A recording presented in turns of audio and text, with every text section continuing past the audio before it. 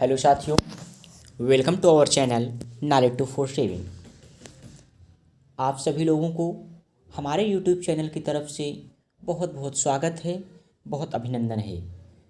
मैं चंद्रकांत आज आप लोगों के लिए लेकर आया हूँ बहुत ही शानदार, बहुत ही इम्पॉर्टेंट क्लास, जिसमें आप लोग देखेंगे top 10 previous year question, top 10 previous year question, जो कि आपके एरर डिटेक्शन से रिलेटेड क्वेश्चन होंगे। किससे रिलेटेड होंगे बच्चा? एरर डिटेक्शन से रिलेटेड क्वेश्चन होंगे। और हाँ, एक खास बात आप लोगों के लिए, तो वो खास बात कौन सी है, ज़रा ध्यान से समझिएगा। एसएससी सीजीएल 2020 का नोटिफिकेशन आ गया है। एसएससी सीजीएल का फॉर्म आ गया है। ज़्यादा से ज़्यादा लोग, ज़्यादा से ज़्यादा स्टूडेंट्स इस फॉर्म को फिल कीजिएगा। हम लोग आपकी तैयारी के लिए बेहतरीन से बेहतरीन क्लास बहुत ही जल्द लाने वाले हैं। हमारा जो पूरा टीम है, जो हमारी पूरी टीम है, आप सभी लोगों के लिए बेहतरीन तरीके से, अच्छे ढंग से कार्य में लग गई है। बहुत ही जल्द आप लोगों के लिए all subject fantastic class, full marathon class और बहुत ही शानदार क्लास, स्पेशल क्लास देने जा रही है। तो सभी लोग क्लास को शेयर कर दीजिए।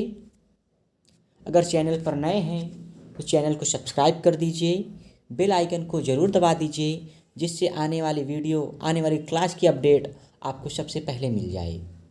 तो चलिए बच्चों, बिना क्लास को डिले किए हुए अपनी क्लास को स्टार्ट करते हैं। देखते हैं आज की क्लास का पहला क्वेश्चन हमारा क्या है। Let's see first question.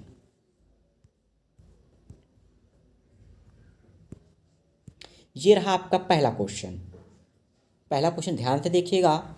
लिखा हुआ है, you must either be regular with your friends, be regular with your studies and study for longer period before the examination. तो यहाँ पर आप लोग देख रहे होंगे क्या आया हुआ है, आइदर। क्या आया हुआ है आपका? आइदर आया हुआ है। तो मैं थोड़ा सा आप लोगों को समझाने की कोशिश करूँगा। आइदर का पेयर किससे बनता है? और से। एंड नाइदर का पेयर किससे बनता है? नॉर से। ये बात तो सब लोग जानते होंगे कि आइदर का पेयर आपका और से बनता है और नाइदर का पेयर किससे बनता है? नॉर से। ये दोनों आपके क्या हैं? आइदर और नाइदर नॉर, ये क्या हैं? ये आपके कोरिलेटिव कंजंक्शन हैं। क्या है बच्चा? Correlative conjunction. ठीक, याद रखिएगा। कोरिलेटिव कंजंक्शन क्या है आपके? आइदर आर और neither nor.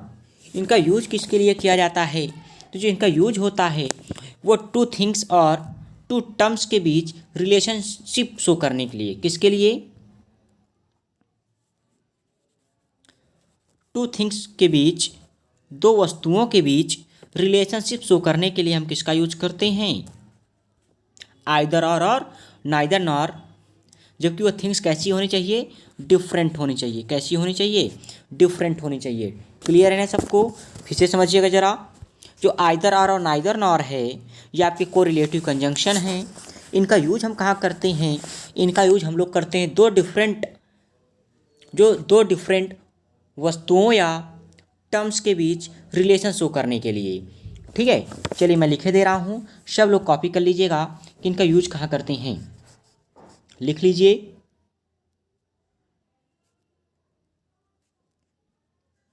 Used for showing relationship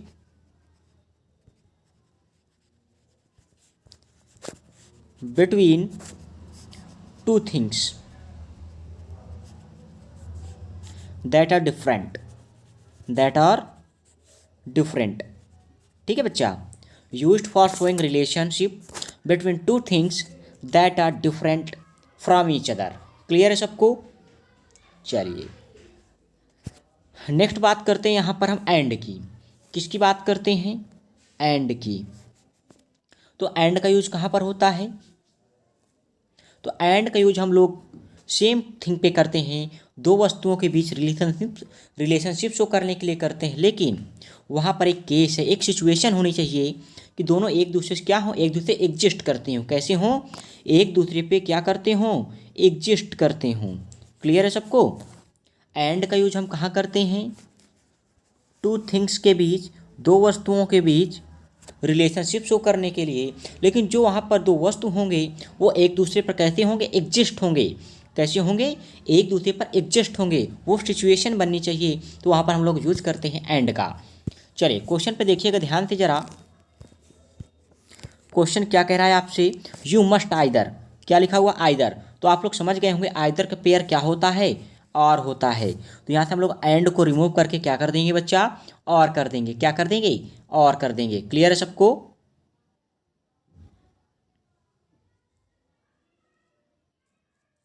चलिए समझ गए होंगे, पहला आंसर है ना। चलिए सेकंड नंबर क्वेश्चन देखते हैं जरा। सेकंड क्वेश्चन क्या कहना चाहता है आप लोगों से?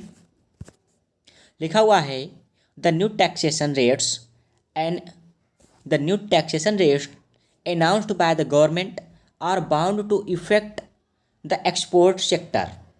इफेक्ट द एक्सपोर्ट सेक्टर, इसका आंसर कीजिएगा। जस्ट मैं थोड़ा सा आपको रिवाइंड कराना चाहता हूँ। दो वर्ड, एक तो अफेक्ट, ध्यान से देखिएगा।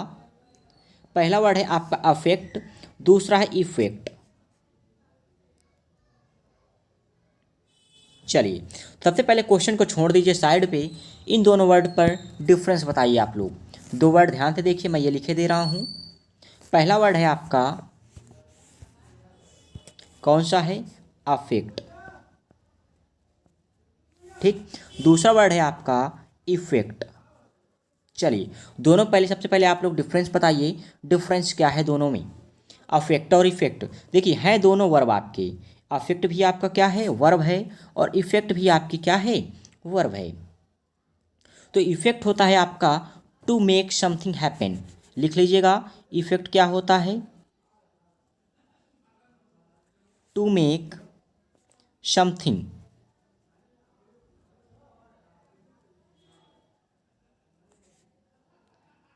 To make something happen. बात करें अगर अफेक्ट की, तो to produce a change in somebody. ये क्या होता है? To produce a change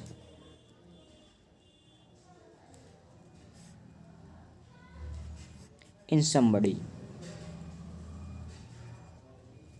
clear है सबको? अफेक्ट होता है आपका to produce a change in somebody, जब इफेक्ट होता है आपका टू मेक समथिंग हैपन। अब आ जाइए अपने क्वेश्चन पे। क्वेश्चन क्या लिखा हुआ है? The new taxation rates announced by government. जो नया टैक्सेशन रेट है आपका, वो क्या हो गया है? गवर्नमेंट के द्वारा अनाउंस कर दिया गया है।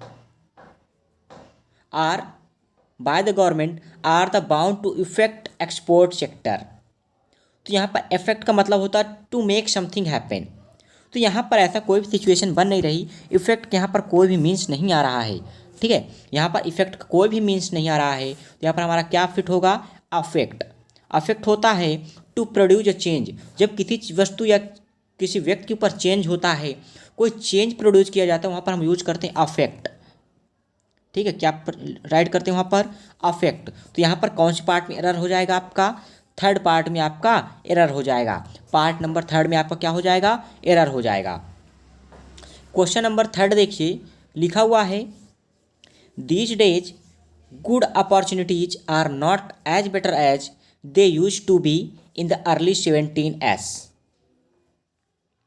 बताइए इसका आंसर कीजिए जरा सब लोग, क्या होगा? फटाफट इसका आंसर कीजिए, क्या होगा? These days job opportunities are not better as they good use to be in the early 70s days. देखिए बच्चा, आप लोगों को मैंने एडजेक्टिव पढ़ाते समय बताया था, एक फॉर्म आपका चलता है क्या? As plus positive degree, as plus adjective positive degree plus as. अगर याद आ गया होगा तो अच्छी बात है, अगर नहीं याद आया तो एक बार लिख लीजिएगा आप लोग, as plus adjective positive degree plus as, ठीक है, ये आपका फॉर्म चलता है। तो यहाँ पर देखिए आपका लिखा as plus as better as. देखिए भैया यहाँ पर एज बेटर एज आपका क्या है, गलत है। यहाँ पर क्या होगा आपका एज गुड एज होगा। क्या होगा, एज गुड एज। क्लियर ना सबको। जो आपके बेटर है ये आपका क्या है, कंपैरेटिव डिग्री है। लेकिन आप लोग को मैंने बताया था एज प्लस एडजेक्टिव की पॉजिटिव डिग्री आती है प्लस एज आता है। ये आपका एक कॉन्सेप्ट होता है, इसको हरदम याद रखिएगा। As plus adjective positive plus as. ठीक है, तो यहाँ से आप बेटर को रिमूव करके क्या करेंगे, गुड कर देंगे। क्लियर है सबको, क्या कर देंगे, गुड कर देंगे। अब बात करते हैं एज। यहीं पर थोड़ा समझ लीजिए, मैंने अभी तक इस क्लास में नहीं बताया, तो समझ लीजिए एज क्या होता है। एज हमारा होता है यूज्ड फॉर एक्सप्रेसिंग सिमिलरिटी। किसी भी दो वस्तुओं, दो पर्सन के बीच सिमिलरिटी शो करने के लिए हम लोग क्या यूज करते हैं, एज। लिखना चाहो तो लिख लो, as is used for expressing similarity between one person और थिंग्स। क्लियर है सबको। चलिए भाई अगला क्वेश्चन देखते हैं हम लोग। क्वेश्चन नंबर 4 देखिए। क्वेश्चन नंबर 4 है आपका, when viewed with his point of view, when viewed with his point of view, the entire episode assumes a different color altogether. No error। बताइए इसमें एरर क्या होगा।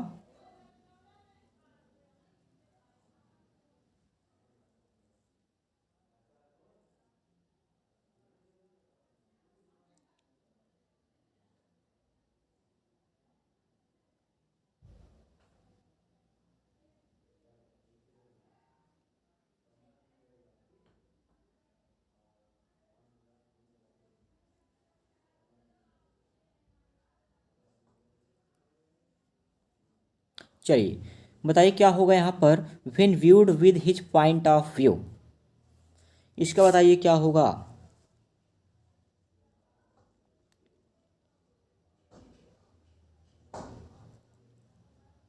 देखिए यहाँ पर आपका एरर है, यहाँ पर किसका एरर है, प्रीपोजिशन का एरर है भैया। किसका एरर है, प्रीपोजिशन का। व्यू के बाद आपका क्या आएगा, फ्रॉम आएगा। क्या आएगा, याद कर लीजिएगा, व्यू के बाद आपका फ्रॉम लगेगा। क्या लगेगा, फ्रॉम लगेगा। ठीक है, फ्रॉम क्या है, आपका प्रीपोजिशन है जिसका यूज क्या करते हैं, किसी भी वस्तु के पॉइंट ऑफ व्यू को शो करने के लिए। Used for showing somebody point of view.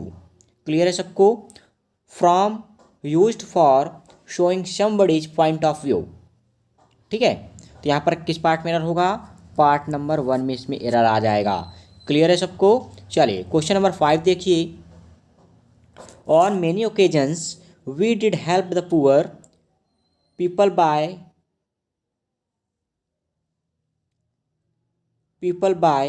Way of giving them food to eat and clothes to put on. No error. फिर से क्वेश्चन समझिएगा, क्वेश्चन क्या लिखा हुआ ध्यान से देखिए। On many occasions we did help the poor people by way of giving them food to eat and clothes to put on. No error. बताइए क्या एरर होगा इसमें। तो आप लोग एक कॉन्सेप्ट ध्यान में रख लीजिएगा। कॉन्सेप्ट क्या है, मैं यहाँ पर लिखे दे रहा हूँ। डू, डज या डिड। डू, डज, डिड के बाद जो आपकी वर्ब यूज होती है, वो जो मेन वर्ब यूज होती है वो कैसी यूज होती है, बेस फॉर्म में यूज होती है। कैसी यूज होती है, बेस फॉर्म।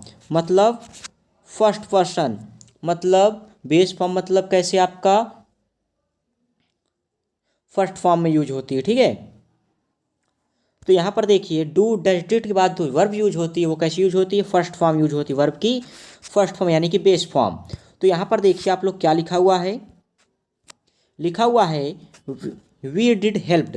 डिड के बाद आपको मैंने क्या बताया, वर्ब की फर्स्ट फॉर्म। तो यहाँ पर जो हेल्प्ड लिखा हुआ है इसको क्या कर देंगे हम लोग, हेल्प कर देंगे। ठीक है, क्या कर देंगे, हेल्प कर देंगे। क्लियर है सबको। चलिए अगला क्वेश्चन देखिए। क्वेश्चन नंबर 6 लिखा हुआ है, unless it is accepted to both the parties. ठीक, तो यहाँ पर लिखा unless it is accepted to both parties. Accept, देखो एक्सेप्टेड मीन्स क्या होता है, एक्सेप्टेड मीन्स क्या होता है आपका, चलिए इस साइड में आ जाए, एक जरा सा लिख लीजिए आप लोग। मैं दो वर्ड यहाँ पर लिख रहा हूँ,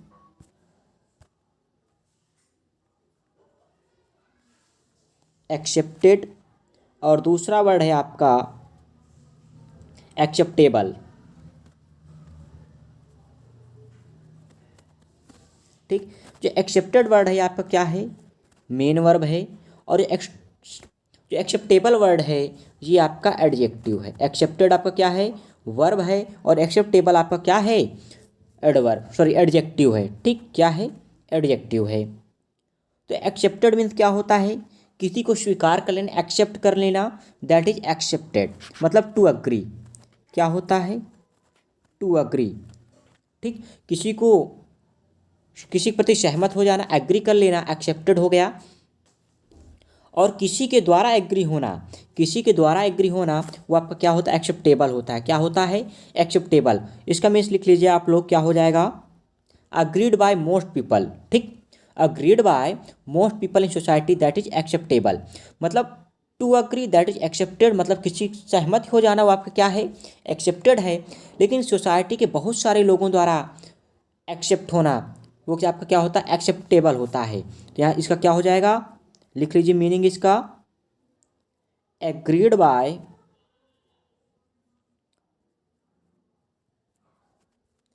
most people in society, most people in society. Clear है ना। चलिए अब क्वेश्चन में देखिएगा, क्वेश्चन में लिखा हुआ unless it is accepted to both the parties ना, तो पार्टियों के द्वारा जो एक्सेप्ट किया जाता है तो वहाँ पर हम लोग वर्ब का यूज नहीं करेंगे। तो यहाँ पर हम लोग क्या करेंगे, एक्सेप्टेड को रिमूव करके एक्सेप्टेबल कर देंगे। क्या कर देंगे, एक्सेप्टेबल।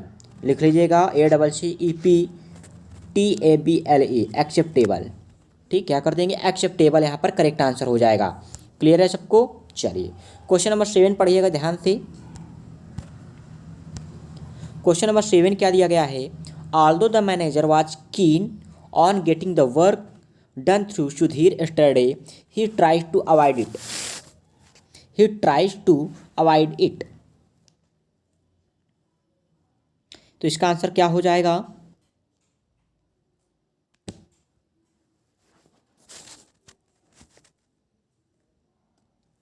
देखिए भैया, जब आपका, एक बात ध्यान रखिएगा, जो आपका प्रिंसिपल क्लास है, जो आपका प्रिंसिपल क्लॉज है, अगर वो आपका पास्ट में है तो जो नेक्स्ट सेंटेंस होगा वो भी आपका किस में लिया जाएगा, वो भी आपका पास्ट में लिया जाएगा। ये बात ध्यान में रखिएगा। कौन सी बात, फिर से सुन लीजिए, ध्यान से सुनिएगा कि यदि प्रिंसिपल क्लॉज हमारा पास्ट में है, जो प्रिंसिपल क्लॉज है हमारा वो पास्ट में है, तो जो आगे नेक्स्ट सेंटेंस बनेगा वो भी आपका किस में बनेगा, पास्ट में बनेगा। जैसे कि आप लोग देख रहे होंगे लिखा हुआ द मैनेजर वाज कीन, मतलब जो आपका प्रिंसिपल क्लॉज है वो किस में है, पास्ट में है। देन लास्ट में देखिए लिखा हुआ है he tries to avoid it, he tries to avoid it, इसको आप लोग प्रेजेंट पे बना देंगे। ऐसा क्या संभव है क्या, मतलब पूरा सब कुछ कहानी आप पास्ट में कर रहे हैं, इसके बाद लास्ट में हम प्रेजेंट में कर देंगे, इट्स नॉट पॉसिबल। ठीक है, इट्स नॉट पॉसिबल। देन हम क्या करेंगे, इस ट्राइज को हम लोग पास्ट में कन्वर्ट कर देंगे, ट्राइज को रिमूव करके ट्राइड कर देंगे। क्या कर देंगे बच्चा, ट्राइड कर देंगे। क्लियर है, इसको भी हम लोग पास्ट में भेज देंगे। चलिए आगे देखते हैं क्वेश्चन नंबर 8। क्वेश्चन नंबर 8 क्या है, ध्यान से देखिएगा,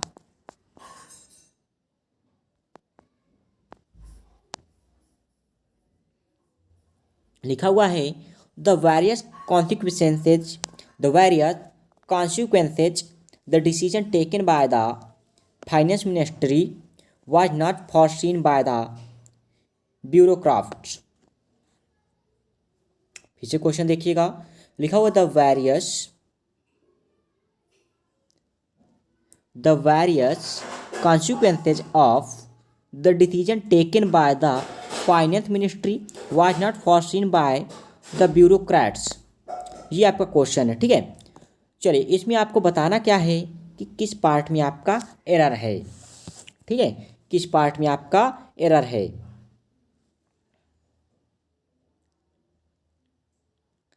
चलिए भाई बताइए कि इसमें किस पार्ट में एरर है आपका।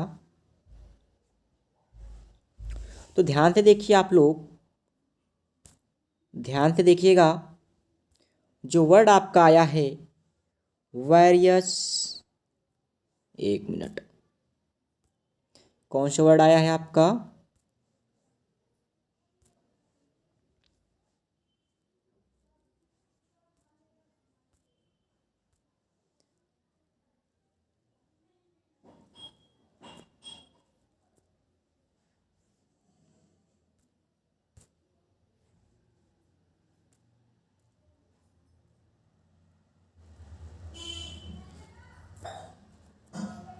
One second guys. वर्ड क्या है आपका? वेरियस कॉन्सिक्वेंसेज, है ना। कौन सा वर्ड आया है? ये आपको मैंने डिब्बे में पैक कर दिया, है ना। वेरियस कॉन्सिक्वेंसेज, ये कैसा है आपका? ये आपका कैसा है?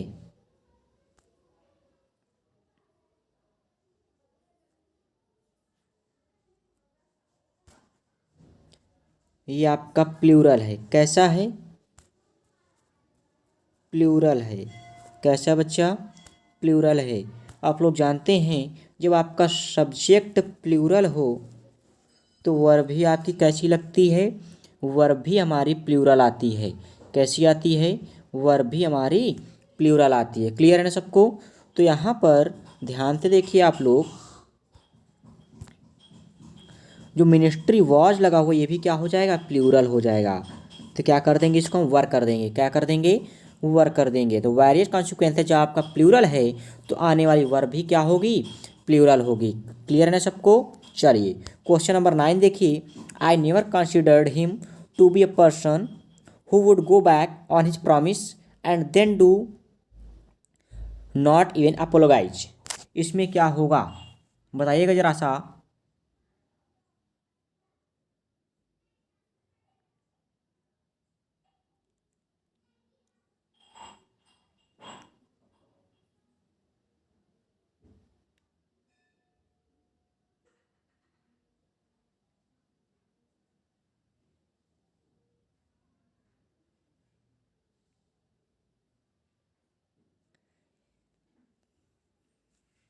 बताइए क्या होगा।